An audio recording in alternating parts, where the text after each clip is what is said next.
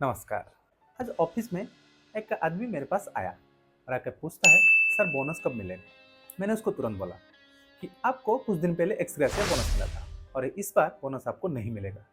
और तुरंत साइलेंट होकर चला गया। 10 मिनट बाद आके मुझे बोलता है, क्या सच में बोनस नहीं मिलेगा। शायद वो किसी दूसरे और तीसरे एम्प्लॉय से डिस्कस किया होगा। वो सच में डाउटफुल था। एक्स ग्रेशिया बोनस मिलने के बाद जो बोनस मिलता है दुर्गा पूजा के टाइम पे या अक्टूबर के समय में बोनस नहीं मिलेगा। तो क्या आपको ऐसा लगता है कि एक्स ग्रेशिया बोनस मिलने के बाद स्टैट्यूटरी बोनस नहीं मिलता है? अगर मिलता है तो क्या वो एडजस्ट हो जाती है? सच क्या है, आइए जानते हैं इस एपिसोड में। सबसे पहले जानते हैं एक्स ग्रेशिया बोनस होता क्या है।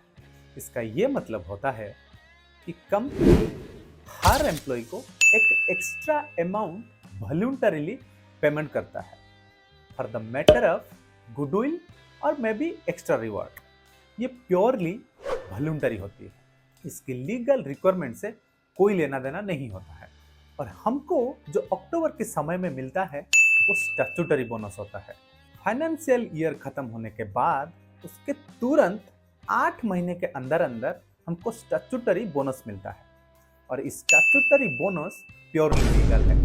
स्टैट्यूटरी बोनस की एलिजिबिलिटी के लिए एक एम्प्लॉय को 21,000 या उससे कम सैलरी मिलता हुआ होनी चाहिए।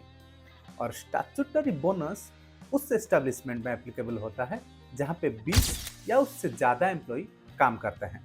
और स्टैट्यूटरी बोनस की एक स्पेसिफिक क्वांटिटी होती है या स्पेसिफिक अमाउंट होती है जो कि है 8.33 ऑफ योर सैलरी और मैक्सिमम 20% ऑफ योर सैलरी। और स्टैट्यूटरी बोनस प्योरली लीगल होता है। अगर स्टैट्यूटरी बोनस को एम्प्लॉयर नहीं देता है तो उसके ऊपर लीगल एक्शन हो सकते हैं। तो एक सवाल है, क्या एक्स ग्रेशिया बोनस और स्टैट्यूटरी बोनस दोनों सेम है? आप समझ चुके होंगे कि एक्स ग्रेशिया बोनस वॉलंटरी होती है और स्टैट्यूटरी बोनस मैंडेटरी होती है। X gratia bonus purely company के डिस्क्रिप्शन के ऊपर डिपेंड करता है, लेकिन एक स्टैट्यूटरी बोनस लीगल होती है। उसकी स्पेसिफिक कैलकुलेशन एक्ट में डिफाइंड है। उसके हिसाब से एक एम्प्लॉयर को बोनस देना पड़ता है। एक्स ग्रेशिया बोनस की कोई टाइम लिमिट नहीं होता, लेकिन स्टैट्यूटरी बोनस की टाइम लिमिट होती है। फाइनेंशियल ईयर खत्म होते ही 8 महीने के अंदर अंदर एक एम्प्लॉयर को स्टैट्यूटरी बोनस पेमेंट करनी होती है।